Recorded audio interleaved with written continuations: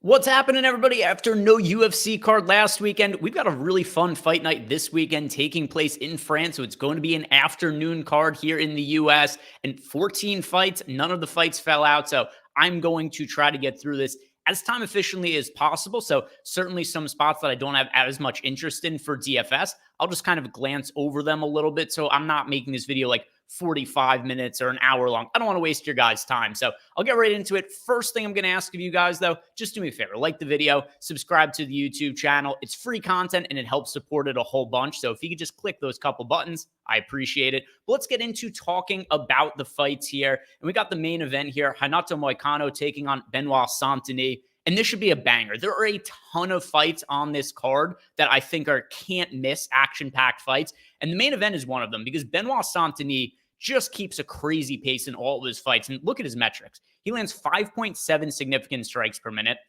He lands 4.76 takedowns per 15 minutes. Now, of the two, I think Moicano is the better grappler. And that is one thing that makes me think maybe Saint-Denis is going to want to keep this fight standing as opposed to some of his other recent fights where he's just relentlessly shot takedowns. So maybe he wants to keep it on the feet. And if he does, I think he has a massive advantage over Moicano because Moicano now a little bit more of an advanced age in his UFC career.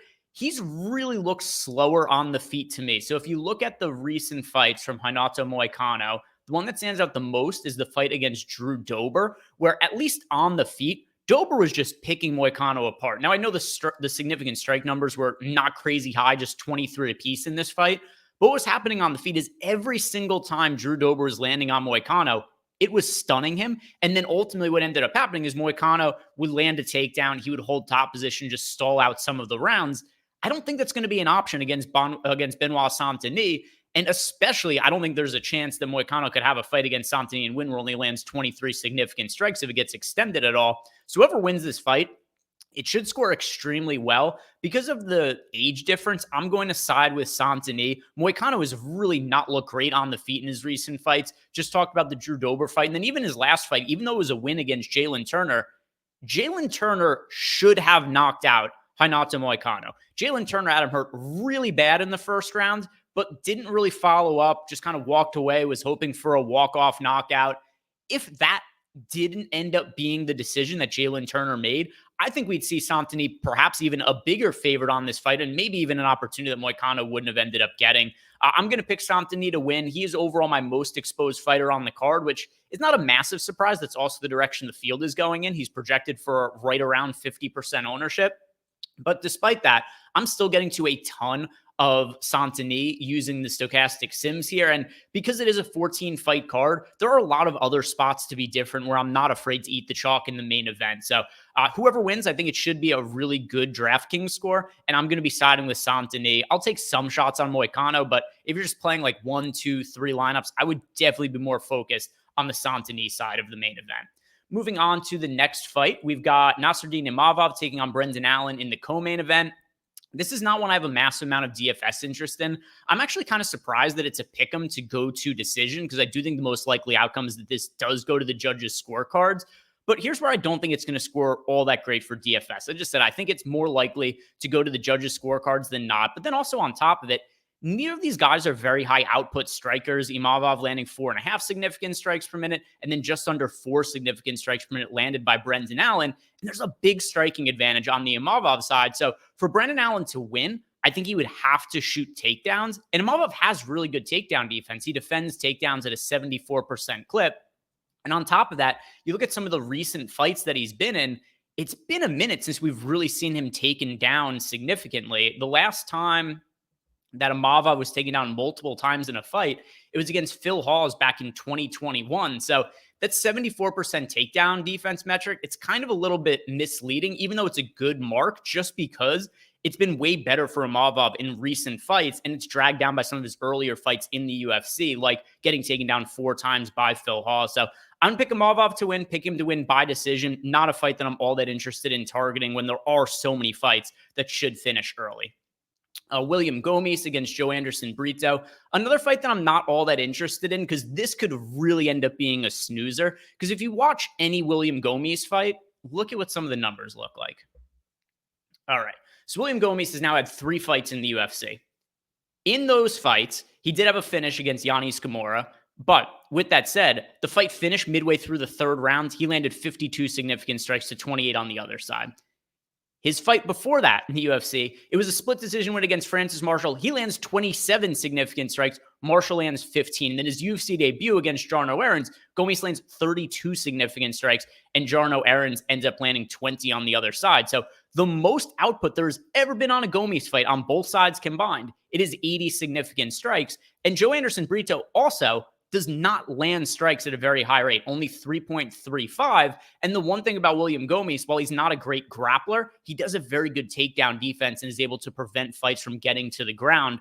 So you look at Joe Anderson Brito, who also doesn't have the best cardio, only lands 3.35 significant strikes per minute. If he's able to land takedowns, yeah, there's an opportunity for a submission here for Joe Anderson Brito. But because there's such a high possibility, in my opinion, of this being like 60 significant strike, 1 or 2 takedown win for Joe Anderson Brito, where he scores like 65 to 70 fantasy points in a win. There are other pay-up options I'm going to be prioritizing over him. And I just can never get behind rostering William Gomes because he doesn't have real significant wrestling or grappling upside. He's just a good striker who's difficult to hit, and he only lands 2.62 significant strikes per minute. So I'm going to pass on the Gomes side, and then Joe Anderson Brito, other pay-up options that I prefer for this slate.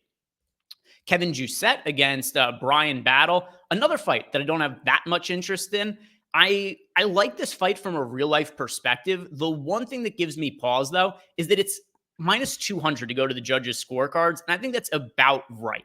I think this fight is very likely to go to the scorecards, and then you got Brian Battle, who I'm picking to win, is $8,500. And they're just other fighters that I think have higher ceilings. So we've seen some good DraftKings scores out of Brian Battle. He has fought a lot of lower levels of competition, but still, he lands 1 takedown per 15 minutes. He lands 4.5 significant strikes per minute. So in a fight that I think goes to the judges' scorecards, I'm kind of skeptical of what the scoring upside is of Brian Battle. So actually for DFS purposes, if I'm playing one side, I slightly lean towards Jousset just because he does land strikes at such a high rate, 8.2 significant strikes landed per minute.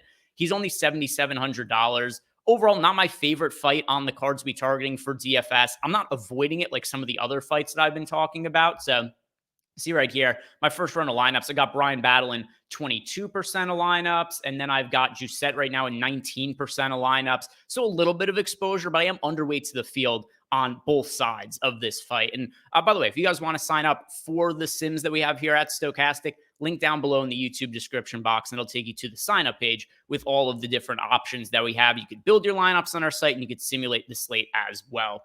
Looking at the next fight, it is Faraz Ziam against Matt Frevola. I don't really understand the line movement in this fight, where we saw Frevola was initially betting favorite. There's been a lot of line movement towards Ziam, and now Frevola is a plus money underdog. And I don't mind betting Frevola as an underdog. Actually, I like betting Frevola as an underdog. It's something that I've already done. And I also like Frevola for DFS for a couple of reasons. First off, I'm picking him to win. He's the cheaper fighter of the two. He's also expected to be lesser owned, but there's so much more activity on the Frevola side. If you look at Ziam, who's not somebody who typically looks to wrestle very often, he lands less than 1 takedown per 15 minutes.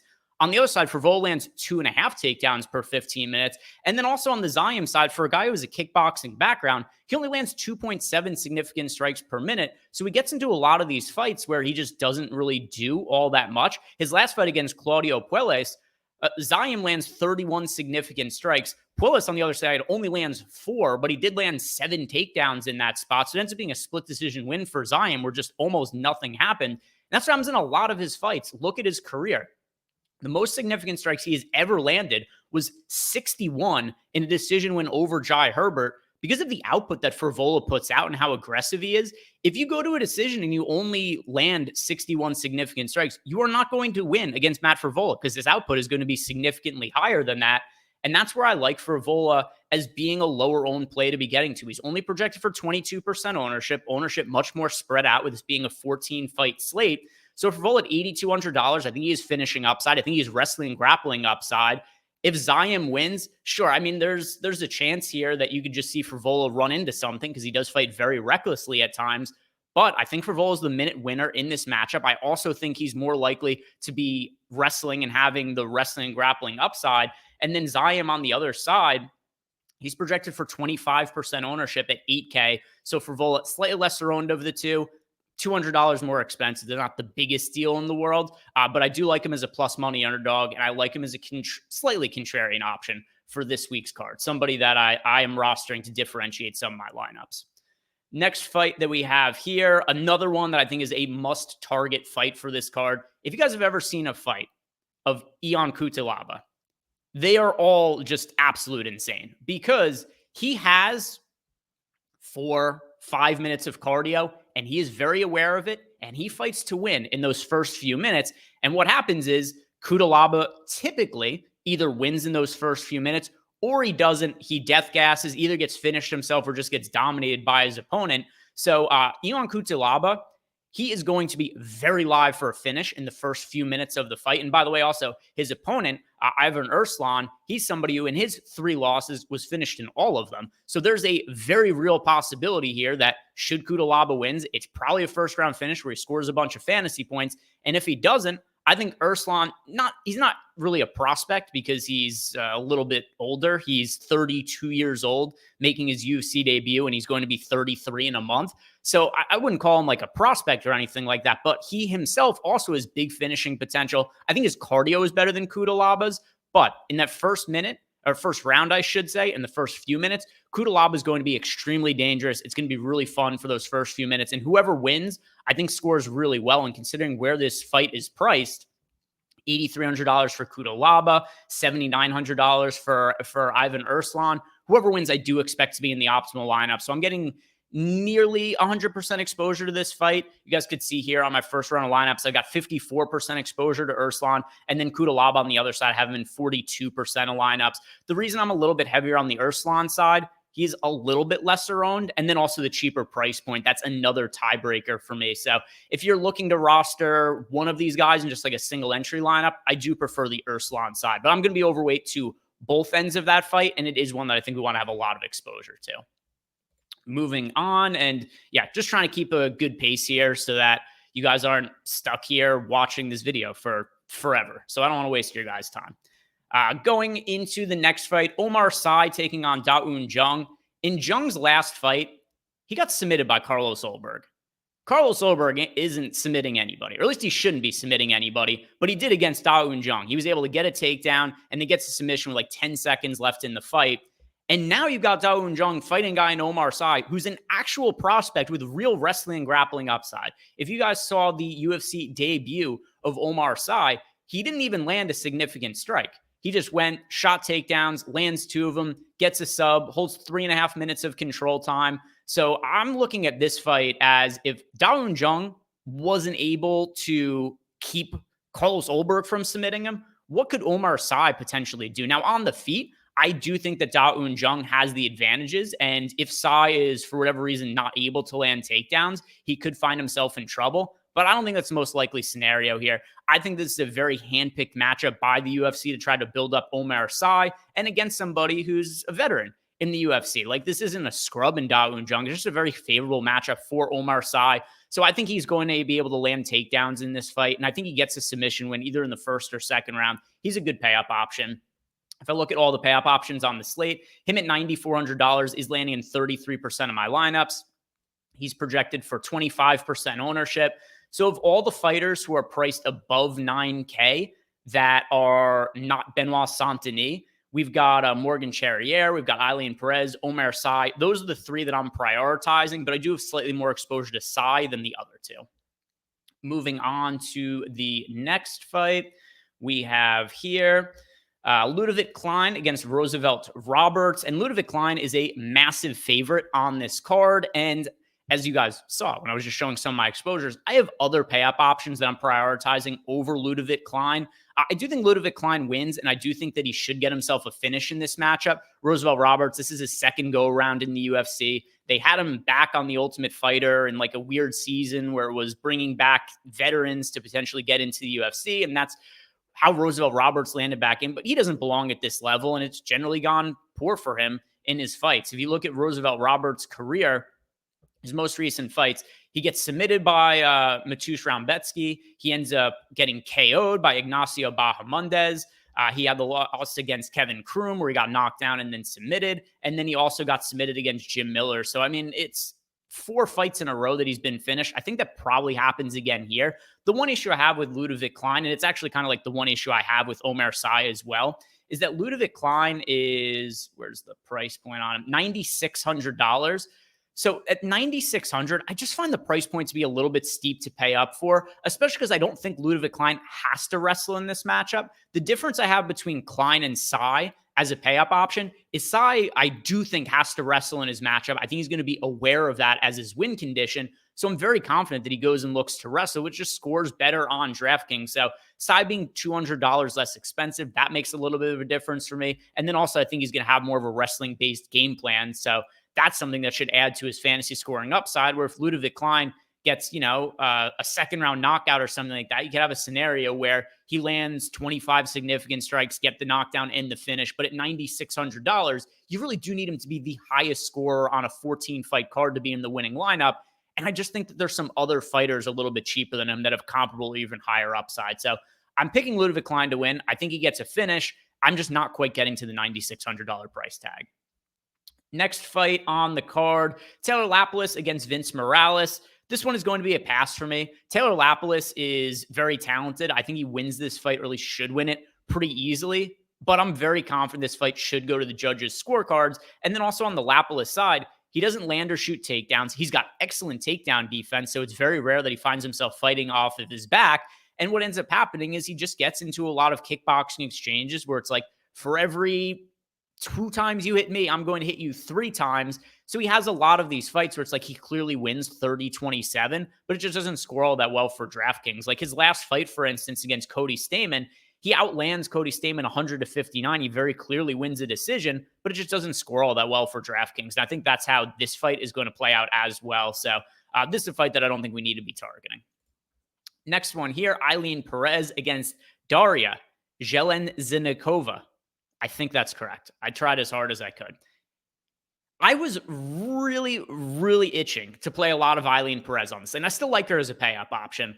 I wouldn't be honest with you guys if I was telling you I wasn't at least a little bit scared of the weigh-in. So at the weigh-ins today, no fights got canceled. There was one weight miss, though, and it was Eileen Perez, and she only missed weight by a half a pound. And ideally, I would rather see a fighter that I'm backing miss weight by 2 or 3 pounds than miss weight by like half a pound, because that means that she gave everything she could to make weight and just wasn't able to do it. And she looked terrible physically on the scales.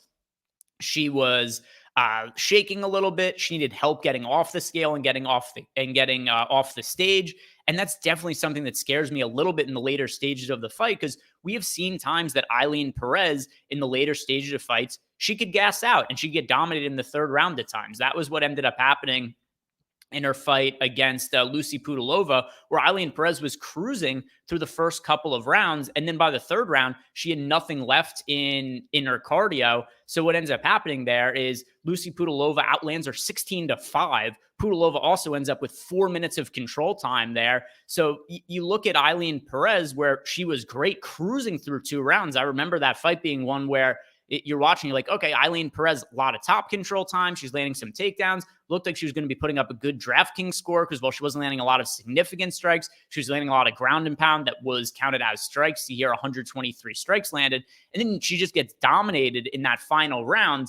And that is one thing that scares me a little bit with the poor weight cut, is what is she going to look like in the later stages of the fight?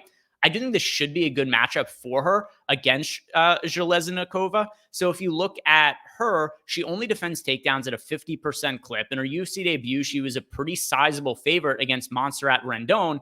And even though she gets the win, Rendon lands 3 takedowns and also has 5.5 minutes of control time. So that's something where you look at the matchup on paper, Eileen Perez should land takedowns and should have top control position for the entirety of this fight. I just get a little bit concerned what happens in the later stages. So I dialed back my planned exposure to her a little bit at $9,100. I still have her in 33% of lineups. I'm overweight to her at 25% projected ownership. But like I thought I was going to have her in like 40 to 50% of my lineups. And I just dialed that back a little bit because of the poor weight cut and the cardio concerns. But I'm picking Eileen Perez to win. I think she should win by decision and should put up a pretty big DraftKings score.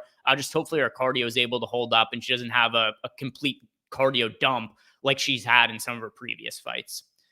Next matchup here, it is Daniel Barez taking on Victor Altamirano. And I think this is a really good leverage spot on the slate. So if you look at our projected ownership here, we currently only have Daniel Barez projected for 12% ownership at $8,400, whereas Altamirano, he's projected for nearly 30% ownership. He's expected to be one of the more popular fighters on the card, especially in that mid-range.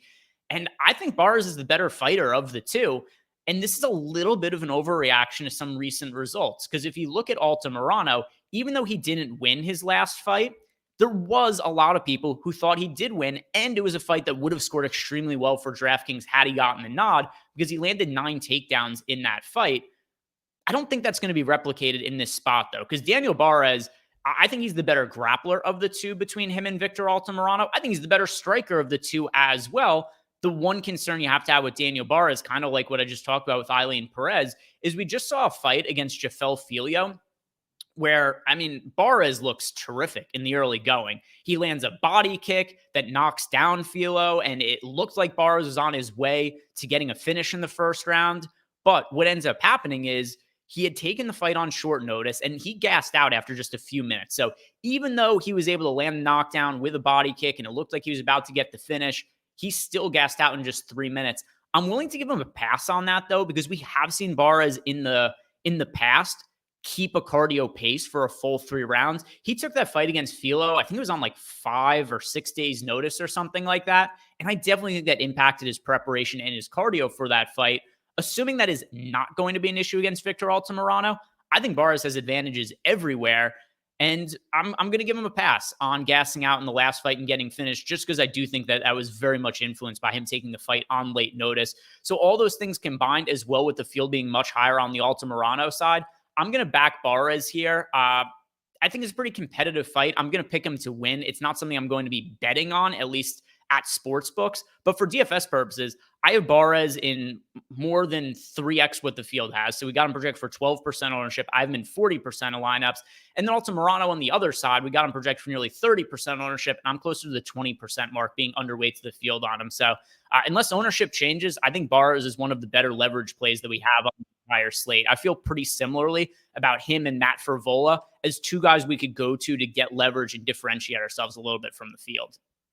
Next fight here, and just 2 left to talk about. Nora Cornolle taking on Jacqueline Cavalcanti. And I just think output is going to be the difference in this spot. Cavalcanti so far is landing 7.2 significant strikes per minute, and then Cornolle on the other side only landing 3.29. So if you look at the fights that we've seen out of her, really odd fight against Melissa Mullins, where Mullins dominates the first round and then just kind of ends up getting finished after she also had a cardio dump and just did not look good past the first round. And then also her UFC debut against Jocelyn Edwards, she wins the decision, but only lands 40 significant strikes. So just not that much doing in terms of output in her first 2 fights in the UFC. Whereas Cavalcanti on the other side, she's a ton of output on the feet. There's no real wrestling upside we've seen from her or anything like that. But in a fight that I do think is going to take place on the feet, I think Cavalcanti is going to be landing 2-3 significant strikes for every one that comes back her way. So I think she wins. I think she wins by decision. If she looks to wrestle, I guess she should be able to land takedowns, just because Cornolle in the past has been taken. I think Jocelyn Edwards took her down. What was it? Yeah. She was taken down 5 times by Jocelyn Edwards. So if you're getting taken down 5 times by Jocelyn Edwards, probably anybody should have success taking you down. But we haven't seen Cavalcanti do that in our other UFC fights. So I think it takes place on the feet, and Cavalcanti wins a striking-based decision, which is not going to be something I'm all that interested in getting exposure to. And then the first fight on the card, we've got Balaji Oki taking on Chris Duncan. Another pretty fun fight. Duncan fights very aggressively in a lot of his fights. If you guys saw his Dana White Contender Series fight against Charlie Campbell, he had 2. He also had one where he got finished against Vyacheslav Borchev. But in the fight against Charlie Campbell, these guys just stood on the feet, traded like rock'em sock'em robots, and just went back and forth hurting each other for a minute and a half until Charlie Campbell folded and got finished. And that was how Chris Duncan used to fight pretty much all of his fights. He started to fight a little bit smarter since then. We've seen him look to wrestle a little bit more. We've seen him hold some top control position. But he still fights pretty aggressively in a lot of his outings. And overall, he's landing nearly 5 significant strikes per minute. And then also in the takedown department, he lands nearly 4 takedowns. And on the other side, when it comes to Oki, He's, I think, a little bit more powerful, and Duncan is very chinny, so that's a path to victory for Oki. And then also, from what we know about him, he seems to have pretty good takedown defense, defending takedowns at 83% clip on paper. So if Chris Duncan wins, I think it's either going to be a wrestling-based decision, or potentially he's able to outwork Oki. Oki so far is landing 5.18 significant strikes per minute, but it is against very low-level competition. It was against Dylan Salvador on the Contender Series and Timmy Kawamba in his UFC debut, which, by the way, was a split decision. It's not like Oki dominated that fight. He only landed 60 significant strikes, and that's where I think the numbers here are a little bit misleading for Oki, because his fight against Salvador was just such an outmatched opponent where Oki was able to land 32 significant strikes in just 2.5 minutes. Considering what his output looked like against Timmy Kawamba, who is, probably not UFC caliber fighter. He's a very end of the roster type of guy, and Oki only landed 60 significant strikes. I do think Duncan wins if this goes to the judges' scorecards, because I think he'd be outworking him in that case. And then Duncan also brings the wrestling upside. So there's reasons to roster both of these guys. Chris Duncan, his chin is a little bit problematic. You could see Oki being the younger, more athletic fighter of the two, hurting and knocking out Chris Duncan. But on the flip side, if Duncan wins, I think he's going to be landing a few takedowns. He should also be able to land like 70 to 80 significant strikes. So I think it's a pretty good fight to target. I slightly lean towards the Chris Duncan side just because he is the cheaper fighter of the two. And there aren't that many cheap fighters that I'm really loving for this card. I've got Chris Duncan right now in 20% of lineups, and I don't mind being a little bit higher on that number either as we get closer to tomorrow, because right now Chris Duncan only projected for 20% ownership, Oki projected for 19%. So it's right in line what I have, but I'm going to do some manual boosts to get myself more exposure to this fight, because I do think the winner has potential to score pretty well. So that is going to do it for us, guys. 14 fight card, should be a lot of bangers. So handful of fights like the Cutelaba Erslan fight, and then other spots like the Matt Frevola fight against Ziam in the mid-range. Like, there's individual spots that I think we could kind of narrow our player pool down to really condense it a little bit. And then, of course, the main event as well. So I hope you guys enjoyed the card tomorrow. If you haven't done it yet, like the video, subscribe to the YouTube channel. One other thing to note as well, if you want to try out our betting tools over at OddsShopper, we are currently running a promo. If you sign up with the promo code 50, get 1 week for free. So if you want a free trial to check out our betting tools, go ahead, link down below and enter that promo code 50 for a 1 week free trial. Other than that, guys, thank you very much for watching. Good luck with this weekend's card. We'll see you back here next week. Another Alex Pereira card. Should be a fun one against Khalil Roundtree. Peace out.